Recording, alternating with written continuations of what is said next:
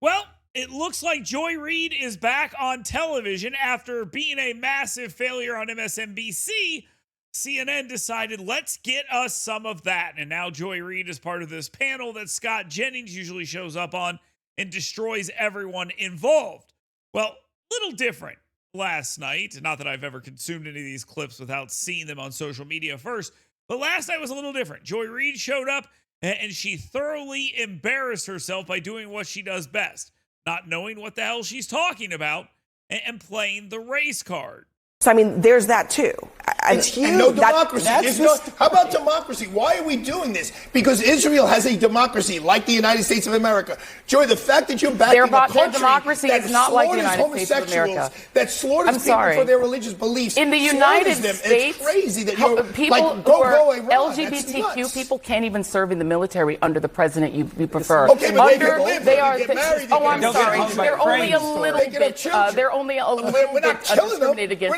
They're allowed to live, but they're not allowed to serve in the United States military. They're being persecuted. They can't have their stories told in school. The United States is not exactly a beacon of human rights for gay people. We're going to hit pause. But Joy Reid was not done there. No, Joy Reid also got to witness something she's not normally used to when she was hosting her own show.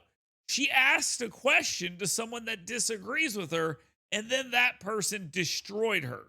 What's your evidence that Mamdani would return New York City to the 1970s hellhole Times Square? What is your evidence of that? It's very simple. So he wants to raise taxes on people who make the most money. What eventually is going to happen is you're going to lose that tax base. Once you lose that tax base, our bonds will get degraded. Now the city budget will not be substantial enough to subsidize not only the cops, but the fire department, the sanitation department. Once you start losing Wall Street and people who pay $11,000, $12,000 a month to live on the Upper East Side, you're done. Let me ask you. And you go back to the 70s when Gerald Ford said to New York, drop dead. Okay, but hold on, Arthur. Crisis. But Arthur, just as somebody who is just listening to you, you raise the taxes on wealthy people in this city.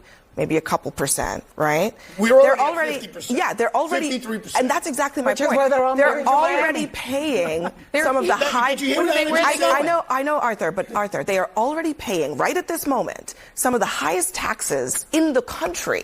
And you think that 1 or 2% is going to cause a mass exodus out of New York? Anna just said it's correct. It already has started. I just want to be clear that that's what you're saying, because I think that seems pretty extreme. Because he's also not going to focus on crime. Right now you have Police Commissioner Tisch and John Chell, the chief of the department. Crime in the city of New York right now is set to break all records as the lowest ever in recorded history for shootings and murders. Once that starts going up in the other direction, and the tax base is gone, and sanitation is gone, and schools are gone. Why does crime go up?